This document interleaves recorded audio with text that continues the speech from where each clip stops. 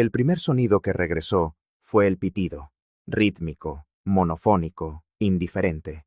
Un metrónomo que medía una existencia reducida a sus funciones más básicas. Julián no sabía cuánto tiempo llevaba escuchándolo, si habían sido horas o semanas. El tiempo se había disuelto en una niebla homogénea, sin amaneceres ni anocheceres. Solo una conciencia flotante en un océano de negrura y silencio roto por ese pitido constante. Su cuerpo era un peso muerto, una masa de carne y hueso que ya no le pertenecía. Podía pensar, recordar, sentir el pánico ascender como una marea fría, pero no podía mover un solo músculo, no podía abrir los párpados, no podía emitir un sonido. Estaba enterrado vivo dentro de su propio cráneo. Los médicos habían utilizado un término clínico y distante: síndrome de enclaustramiento. El resultado de una caída desde un andamio en una de sus obras de restauración en el centro de Madrid. Recordaba el instante previo. El olor a polvo de ladrillo antiguo, el sol de la tarde proyectando largas sombras sobre la plaza mayor, la textura rugosa de una viga de madera que estaba inspeccionando. Luego, un crujido anómalo bajo sus pies, un instante de ingravidez y la explosión de dolor seguida de la nada. Ahora, esa nada se había convertido en su universo. Un universo poblado por sonidos filtrados. El chirrido de las ruedas de un carrito en el pasillo, el murmullo apagado de conversaciones ininteligibles, el susurro de las suelas de goma de las enfermeras sobre el linóleo. Aprendió a distinguir los turnos por las voces y los olores. La enfermera de la mañana, Carmen, olía a café y a jabón neutro, y su voz era enérgica y eficiente. Movía su cuerpo con una pericia desapegada, cambiando las sábanas, ajustando las vías, hablando con él como si pudiera responder. Venga, Julián, a ponerse guapo que hoy seguro que tienes visita. La enfermera de la tarde era más joven, su perfume era dulzón, y hablaba en voz baja, casi para sí misma. La noche era el dominio del silencio, solo interrumpido por el pitido y las rondas de un auxiliar de enfermería cuyos pasos eran pesados y lentos. Luego estaba la voz de su hermano.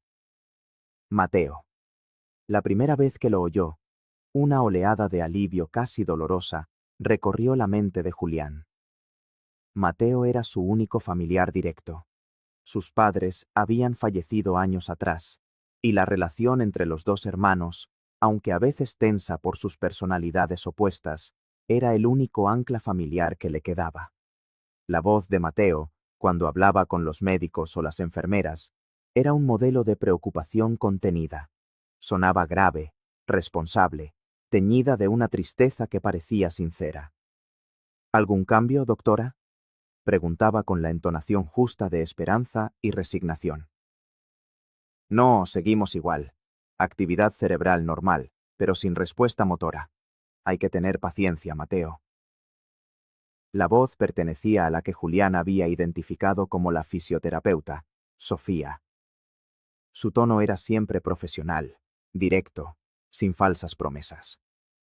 Cuando Mateo se sentaba junto a la cama, el aire de la habitación cambiaba.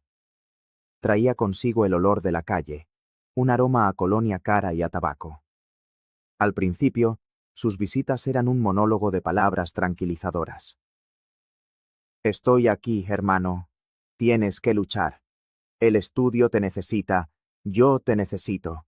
Todo está en orden, no te preocupes por nada. Solo tienes que volver. Julián se aferraba a esas palabras, intentando con todas sus fuerzas enviar una señal, un parpadeo, una contracción, cualquier cosa que pudiera decirle. Te oigo. Estoy aquí. Pero su cuerpo permanecía inerte, una prisión perfecta. Fue durante la tercera semana, o lo que Julián calculaba que era la tercera semana, cuando notó el primer cambio sutil en el comportamiento de Mateo. Sus visitas se hicieron más irregulares. El tono de preocupación en el pasillo seguía siendo impecable, pero una vez dentro de la habitación, el silencio se alargaba. A veces, Julián solo oía su respiración agitada, el tecleo impaciente de sus dedos sobre el teléfono móvil. Y entonces empezó a hablar.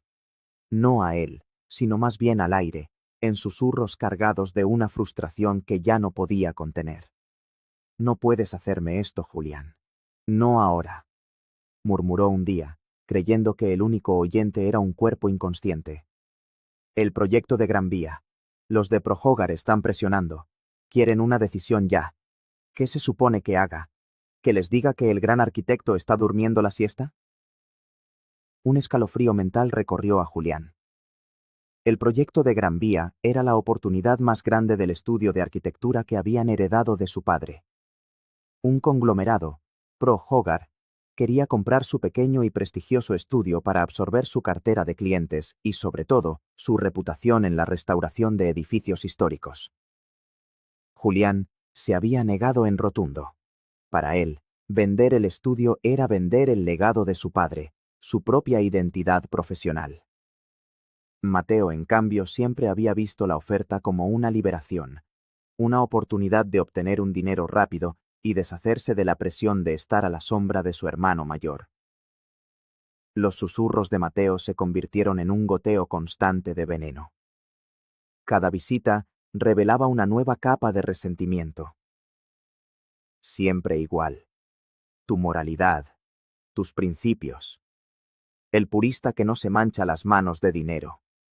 Mientras, yo era el que se ocupaba de las facturas, de los proveedores, de la mierda que tú no querías ver.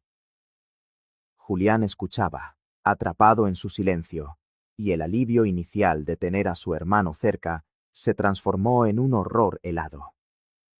La imagen que tenía de Mateo, el hermano menor, algo irresponsable pero de buen corazón, se desmoronaba fragmento a fragmento. En su lugar emergía un extraño lleno de una amargura que Julián nunca había sospechado. Un día, la puerta se abrió con suavidad fuera del horario de visitas habitual. No eran los pasos de una enfermera. Eran más lentos, más medidos. Un perfume diferente, a agua de colonia antigua y a libros viejos, impregnó el aire. Una silla fue arrastrada con cuidado hasta el lado de la cama. Hubo un silencio, y luego una voz de mujer, serena y de edad avanzada, rompió la monotonía. «Buenas tardes, Julián. Me llamo Elena. Soy voluntaria. Si no te importa, me gustaría leerte un poco». Julián no esperaba aquello. La voz de Elena era como un bálsamo. No había en ella la eficiencia clínica de las enfermeras ni la tensión latente de Mateo. Era una voz tranquila, que no pedía nada a cambio. Abrió un libro. El suave crujido de las páginas fue un sonido casi olvidado. Y empezó a leer. Era La sombra del viento. Julián reconoció el texto al instante. La descripción del cementerio de los libros olvidados, un lugar que siempre le había fascinado como arquitecto y como lector. Elena se convirtió en una presencia regular.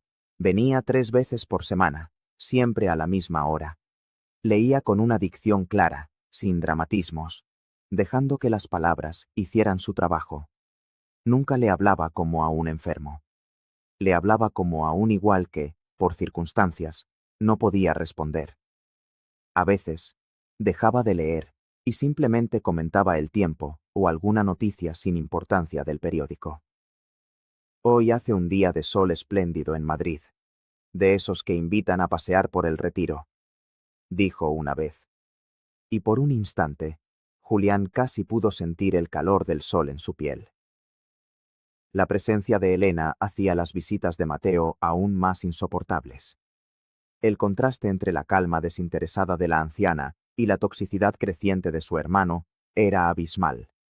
Mateo ya ni siquiera fingía. Entraba en la habitación, a menudo oliendo a alcohol, y se desahogaba. «Los abogados de Prohogar me han dado un ultimátum. O firmamos la semana que viene o retiran la oferta. ¿Sabes lo que eso significa? Significa que nos quedamos con un estudio que no puedo dirigir solo y con deudas que no puedo pagar. Todo por tu estúpido orgullo». Julián intentó gritar, moverse, hacer algo. El esfuerzo era tan intenso que sentía como si su cerebro fuera a estallar. Pero fuera, nada. Solo el pitido constante del monitor. La fisioterapeuta, Sofía, seguía con su rutina. Era metódica y persistente. Movía sus miembros para evitar la atrofia. Le hablaba mientras trabajaba, explicando cada movimiento. Ahora el codo, Julián. Flexión y extensión. Tenemos que mantener los músculos listos para cuando decidas despertar. Su voz era un ancla a la realidad física, un recordatorio de que bajo la parálisis había un cuerpo que, teóricamente, podía ser recuperado. Julián empezó a concentrarse en sus sesiones, intentando canalizar toda su voluntad en un solo punto, en un solo músculo. El meñique del pie derecho. Se concentraba hasta que el sudor frío del pánico le recorría por dentro. Pero el dedo no se movía. Una tarde, ocurrió algo que lo cambió todo. Mateo entró más alterado que nunca. No se sentó. Se paseó por la habitación como un animal enjaulado. Se acabó. Se acabó, ¿me oyes? Siseó, su voz temblando de rabia. He hablado con el director del hospital. He estado mirando centros. Hay sitios mucho más baratos, fuera de Madrid. Un sitio donde te pueden cuidar. Sin tanta máquina, sin tanta tontería. No puedo seguir pagando esta suite de lujo para que tú sigas soñando con tus vigas de madera. Julián sintió una punzada de terror puro. Mateo no solo quería vender el estudio, quería deshacerse de él, enviarlo a un lugar donde su lenta e invisible recuperación sería imposible, donde se convertiría de verdad en el vegetal que Mateo ya creía que era. Era nuestra oportunidad, la mía, continuó Mateo, acercándose a la cama hasta que Julián pudo sentir su aliento fétido. Toda la vida a tu sombra. El hermano mayor brillante, el responsable, el que heredó el talento de papá. ¿Y yo qué? Yo era el simpático, el que sabía tratar a la gente. Pero eso no vale nada en tu mundo, ¿verdad? Siempre mirándome por encima del hombro. Se inclinó aún más. Quizás si no hubieras sido tan jodidamente descuidado en ese andamio, todo sería más fácil ahora. La insinuación fue tan monstruosa, tan directa, que por un instante el cerebro de Julián se quedó en blanco. ¿Insinuaba que la caída no había sido un accidente? El recuerdo del crujido bajo sus pies volvió con una claridad aterradora. ¿Había sido manipulado? ¿Era posible que Mateo...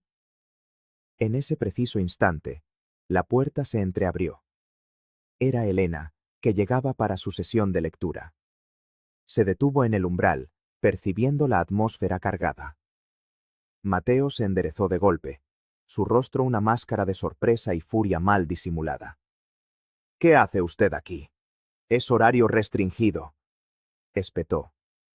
«Perdone», dijo Elena con su voz tranquila, aunque Julián notó un levísimo temblor en ella. «Creí que ya era la hora.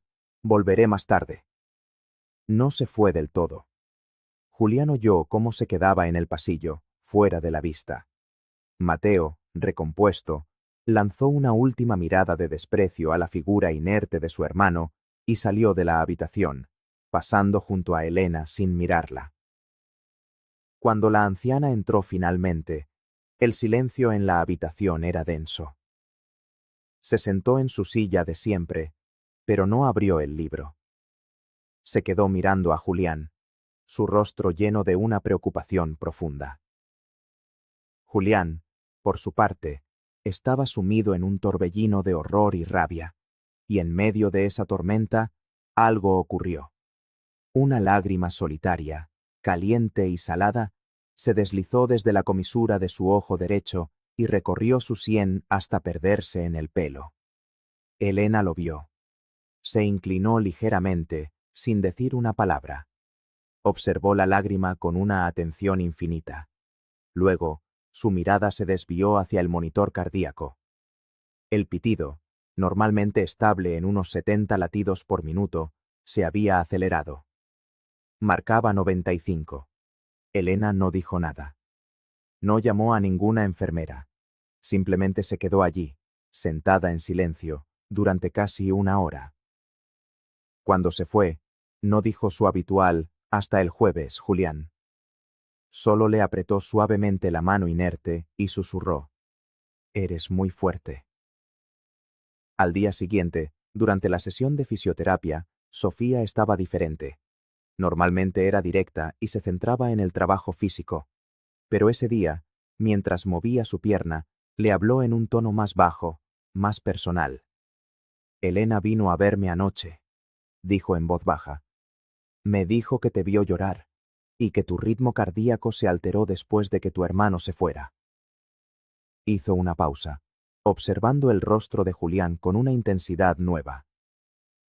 «Julián, si puedes oírme, si hay algo que quieras decir, tienes que intentar encontrar una manera, la más pequeña señal. Yo estaré atenta, te lo prometo». La promesa de Sofía fue como una cuerda lanzada a un pozo. Por primera vez, Julián sintió que no estaba completamente solo en su lucha. Tenía una aliada. Y esa aliada tenía el conocimiento médico para entender lo que una pequeña contracción muscular podía significar. La esperanza, un sentimiento que creía perdido para siempre, comenzó a brotar de nuevo, frágil pero tenaz. Canalizó toda su energía, toda su rabia y su miedo, no en un grito silencioso, sino en un objetivo concreto y minúsculo: mover el párpado superior derecho. Solo ese, arriba y abajo. Un parpadeo voluntario. Se convirtió en su única razón de ser, en su obsesión. El universo se redujo a los pocos milímetros de piel que cubrían su ojo derecho. Sofía comenzó a incorporar nuevas rutinas en sus sesiones. Dejó de hablarle solo de los ejercicios. Empezó a hacerle preguntas sencillas, directas, que requerían una respuesta de sí o no. «Julián, ¿sientes esto?», preguntaba mientras aplicaba una ligera presión en su pie. «Si es así, intenta parpadear». Julián lo intentaba con una furia desesperada. Su cerebro enviaba la orden una y otra vez, 1.000.000 de veces, pero el párpado permanecía sellado. La frustración era una tortura física. Sentía los músculos de su cara tensarse internamente, una batalla invisible que nadie podía ver. Los días se convirtieron en una rutina de esfuerzo y fracaso. Las visitas de Mateo se espaciaron. Probablemente estaba ocupado con los abogados, ultimando la venta del estudio y los planes para trasladar a Julián. La urgencia se hizo más palpable. Julián sabía que se le acababa el tiempo. Elena seguía acudiendo a sus lecturas.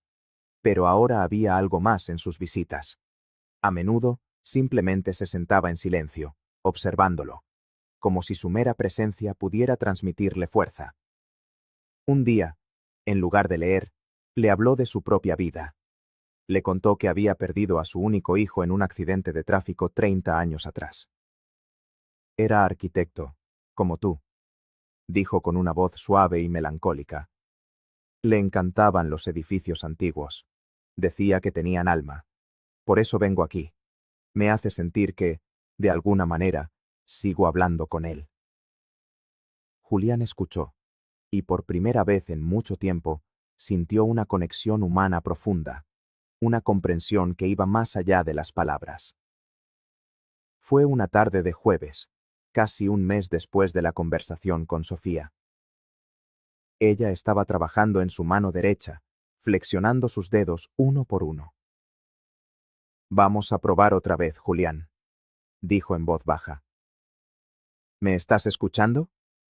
Si es así, parpadea. Una sola vez». Julián cerró su conciencia a todo lo demás.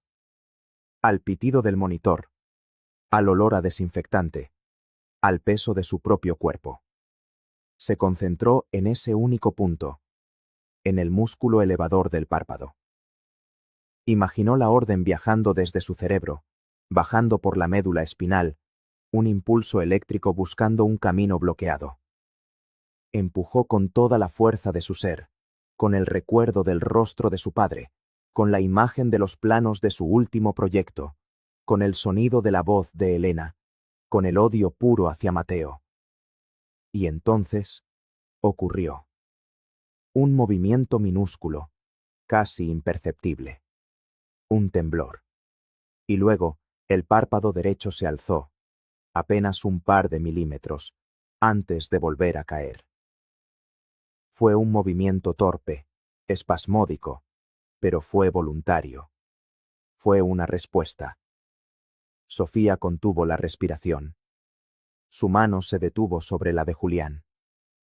¿Has sido tú?, susurró, su voz cargada de una emoción que Julián nunca le había oído. Julián, hazlo otra vez, por favor, hazlo otra vez.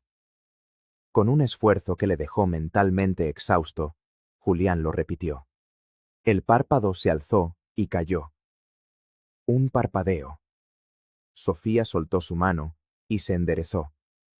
Julián pudo oír cómo tomaba una respiración profunda para controlar su emoción. No llamó a nadie.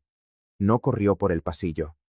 Simplemente se acercó a su rostro y le dijo, con una firmeza que era a la vez profesional y profundamente humana: Bienvenido de nuevo, Julián. Ahora, vamos a trabajar. El parpadeo se convirtió en su lenguaje. Un parpadeo para sí, 2 parpadeos para no. Era un sistema lento, agotador, pero era un canal de comunicación. Era su salida de la prisión. Sofía fue metódica y paciente. Empezaron con preguntas sencillas para establecer una base. ¿Te llamas Julián? Un parpadeo. ¿Naciste en Madrid? Un parpadeo. ¿Tienes 42 años? Un parpadeo. Cada respuesta era una victoria, un paso más lejos de la oscuridad. Sofía decidió mantener el descubrimiento en secreto por el momento. Solo se lo contó a una persona: Elena. La anciana recibió la noticia con lágrimas silenciosas. Lo sabía, susurró. Sabía que estaba ahí dentro. Los tres formaron una alianza tácita, un pequeño círculo de confianza en medio de la asepsia del hospital. El siguiente paso era más complicado. Necesitaban entender la situación con Mateo. Sofía, con la ayuda de Elena, empezó a hacer preguntas más difíciles. ¿Estás preocupado por algo? Un parpadeo. ¿Tiene que ver con tu hermano? Un parpadeo. ¿Te sientes en peligro? Silencio. Y luego, un parpadeo lento y deliberado. La confirmación del peligro lo cambió todo. Sofía se dio cuenta de que no era solo un asunto médico, sino también legal. Consultó discretamente con el Departamento de Trabajo Social del hospital y con un abogado amigo. Le aconsejaron que necesitaba pruebas más concretas, algo que fuera más allá de la interpretación de unos parpadeos, que podrían ser desestimados como reflejos involuntarios. El plan que idearon fue arriesgado, pero necesario. Tenían que conseguir que Mateo revelara sus intenciones delante de un testigo fiable o, idealmente, de una manera que pudiera ser documentada. Sofía sabía que Mateo tenía una reunión programada con la administración del hospital para finalizar el traslado de Julián a un centro de cuidados paliativos en Guadalajara. Esa era su fecha límite. La oportunidad se presentó de forma inesperada. Mateo llamó al hospital para decir que pasaría a última hora de la tarde a recoger unos documentos personales de Julián antes del traslado. Sofía se aseguró de estar en la planta en ese momento. Elena también estaba allí, sentada en la sala de espera del pasillo, leyendo ostensiblemente una revista. Cuando Mateo llegó, se mostró impaciente y arrogante. «Vengo a por las cosas de mi hermano», le dijo a la enfermera del mostrador. «Mañana por la mañana lo trasladan, así que quiero dejarlo todo listo». Sofía se acercó a él con una expresión cuidadosamente neutral. «Mateo, un momento. Antes de que entres, me gustaría comentarte algo sobre el estado de Julián». Mateo la miró con fastidio. ¿Qué pasa ahora? ¿Otro de sus reflejos sin sentido? Hemos notado una cierta actividad en los últimos días, dijo Sofía, eligiendo sus palabras con cuidado. Creemos que podría haber un nivel de conciencia que no habíamos detectado antes. Sería bueno que hablaras con él. A veces, la voz de un familiar puede ser el estímulo definitivo. Una sombra de inquietud cruzó el rostro de Mateo, pero la disipó rápidamente con una sonrisa cínica. Doctora, con todo el respeto, llevamos meses con esto. Julián no está ahí. Es mejor que todos lo aceptemos. Aún así, por favor, inténtalo, insistió Sofía. Yo estaré en la habitación, monitorizando sus constantes. Es parte de nuestro protocolo. Mateo accedió a regañadientes. Entraron en la habitación. Julián yacía como siempre, inmóvil. Sofía se colocó junto al monitor, fingiendo tomar notas en una tablilla. En el bolsillo de su bata, un pequeño grabador de voz digital, activado, captaba cada sonido. Era una violación de la ética, lo sabía, pero la seguridad de su paciente era primordial. Mateo se acercó a la cama. El silencio se prolongó durante un minuto. Luego, creyendo que la presencia de Sofía era puramente técnica, volvió a su patrón habitual de monólogo venenoso. Así que mañana te vas de viaje, hermanito. Empezó en un susurro que la grabadora captaría perfectamente. A un sitio más tranquilo, más adecuado. Se acabó el chollo. He firmado el preacuerdo con ProHogar esta mañana. El estudio ya no es nuestro, es mío. Bueno, el dinero lo será pronto. Hizo una pausa, y su voz se tornó más oscura. Te di la oportunidad de ser razonable. Pero tú, y tu maldita integridad, siempre tenías que ser el mejor, el más puro, incluso en esto. Te aferras a la vida como una garrapata. Pero se acabó el juego. En ese nuevo sitio no tendrán tanta paciencia. Un fallo eléctrico, una bajada de tensión. Esas cosas pasan. Y nadie hará preguntas. Julián sintió una oleada de hielo y fuego. Era una confesión. Una amenaza de muerte velada. Concentró toda su existencia en el plan. Sofía, manteniendo la calma, intervino. Mateo, prueba a hacerle una pregunta directa. Algo sencillo. Mateo se giró hacia ella con una mueca. ¿Una pregunta? ¿Qué quieres que le pregunte? ¿Si le gusta el puré de guisantes? Pregúntale si te oye, dijo Sofía, su voz firme. Mateo soltó una risa amarga. Se inclinó sobre Julián. ¿Me oyes, Julián? ¿Estás ahí dentro, en algún sitio?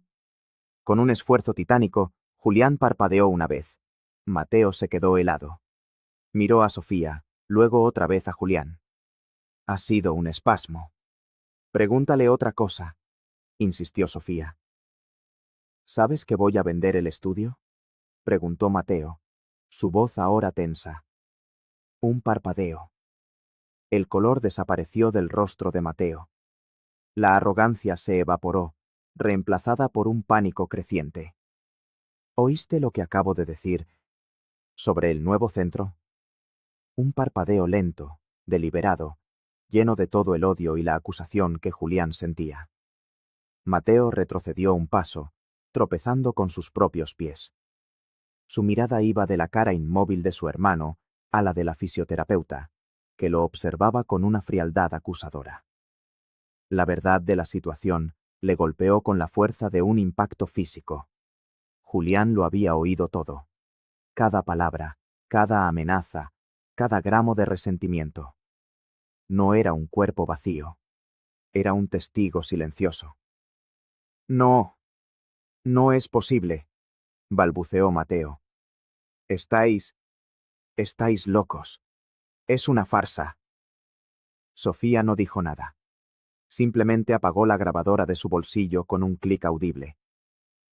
El sonido, pequeño y seco, resonó en la habitación como un veredicto. Mateo lo entendió. Se dio la vuelta y salió de la habitación casi corriendo. En el pasillo, Pasó junto a Elena, quien le sostuvo la mirada con una serenidad implacable. El día siguiente no hubo traslado. En su lugar, hubo una reunión urgente con la dirección del hospital, un abogado y un trabajador social.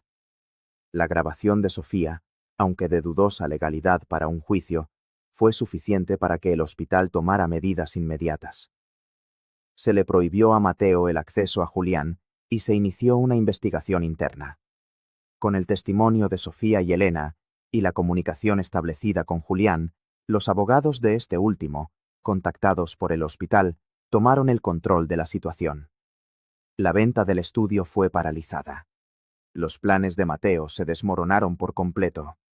Enfrentado a posibles cargos de intento de homicidio por negligencia y coacción, y con su traición expuesta, Mateo desapareció. Vendió su parte del piso que compartía con Julián y se marchó de Madrid, dejando tras de sí solo deudas y una estela de amargura.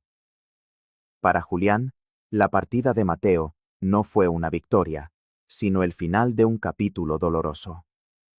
La verdadera batalla acababa de comenzar. Su cuerpo seguía siendo una prisión, pero ahora tenía la llave. La recuperación fue un proceso brutalmente lento y desprovisto de milagros. Pasaron semanas antes de que pudiera lograr un movimiento voluntario en el dedo índice. Meses antes de que pudiera tragar una pequeña cantidad de agua sin ahogarse. Cada pequeño avance era el resultado de horas de terapia agotadora con Sofía, de una fuerza de voluntad que a menudo flaqueaba. Elena se convirtió en su pilar emocional. Ya no venía como voluntaria, sino como amiga. Le leía el periódico, le contaba los cotilleos del barrio, le ponía música clásica en un pequeño reproductor. Su presencia era una constante de normalidad en un mundo que era cualquier cosa menos normal. Cuando Julián finalmente recuperó la capacidad de susurrar palabras sueltas, la primera que pronunció, con un esfuerzo que le dejó sin aliento, fue «gracias». Se la dijo a Elena, y ella simplemente le sonrió y le apretó la mano. Sofía, por su parte, mantuvo su profesionalismo, pero había un nuevo vínculo entre ellos, forjado en el secreto y la confianza. Celebraba cada victoria de Julián con una sonrisa contenida pero genuina. Fue ella quien le ayudó a usar un comunicador especial, un dispositivo que leía el movimiento de sus ojos para escribir en una pantalla. Por primera vez en casi un año, Julián pudo expresarse con frases completas. Sus primeras comunicaciones fueron prácticas, instrucciones para sus abogados, decisiones sobre el futuro del estudio. Decidió no venderlo. En su lugar, ascendió a 2 de sus arquitectos de más confianza y les dio participaciones, convirtiéndolos en socios. Dirigiría el estudio desde su nueva realidad, como consultor y mentor. Su pasión por la arquitectura no había muerto. Simplemente tendría que encontrar una nueva forma de ejercerla. Pasaron 2 años. Julián nunca recuperó la capacidad de caminar. Permaneció en una silla de ruedas motorizada, con un control limitado de sus manos y una voz que nunca pasó de ser un susurro ronco. Se mudó a un apartamento en planta baja, adaptado a sus necesidades. Sofía dejó de ser su fisioterapeuta una vez que alcanzó una meseta en su recuperación, pero su amistad continuó. A veces cenaban juntos, conversaciones lentas en las que Julián tecleaba sus respuestas en la pantalla de su comunicador. Era una relación extraña, forjada en la intimidad de la dependencia y la recuperación, y que ahora buscaba un nuevo equilibrio en la normalidad. Elena era una presencia constante. Almorzaba con él 3 veces por semana. Leían juntos, discutían de política y de arte, y a veces simplemente se sentaban en silencio en el pequeño patio de su apartamento, viendo pasar las nubes. Ella se había convertido en la familia que había perdido. Una tarde, mientras revisaba unos planos en su ordenador a través de su dispositivo ocular, Julián escribió una pregunta a Elena, que estaba sentada a su lado tejiendo una bufanda. ¿Por qué lo hiciste? ¿Por qué me creíste? Elena dejó las agujas sobre su regazo y le miró. Sus ojos, nublados por la edad, eran lúcidos y amables. porque vi la misma mirada en los ojos de mi hijo el día de su accidente. Dijo en voz baja. Una mirada que decía, no me dejes solo. No podía volver a ignorarla. Julián se quedó en silencio, procesando sus palabras. Su viaje no había sido una historia de venganza, ni siquiera de supervivencia. Había sido una historia sobre ser visto. En su momento de mayor vulnerabilidad, cuando era invisible para el mundo, dos mujeres, una movida por la profesionalidad y la otra por un dolor antiguo, se habían negado a mirar hacia otro lado. Habían visto más allá del cuerpo roto y habían reconocido a la persona que había dentro. Miró por la ventana hacia el cielo de Madrid. El pitido del monitor del hospital era un eco lejano, casi olvidado. Había sido reemplazado por los sonidos de la vida, el tráfico de la calle, el canto de un pájaro, el suave clic de las agujas de tejer de Elena. Su cuerpo seguía siendo una limitación, pero su mente era libre. Y por primera vez, en mucho, mucho tiempo, Julián se sintió en paz. No había recuperado su antigua vida, pero había construido una nueva, más frágil, quizás, pero infinitamente más auténtica. Una vida donde el valor no se medía por los edificios que construía, sino por las conexiones humanas que era capaz de mantener. Y esa, se dio cuenta, era una estructura mucho más difícil de derribar.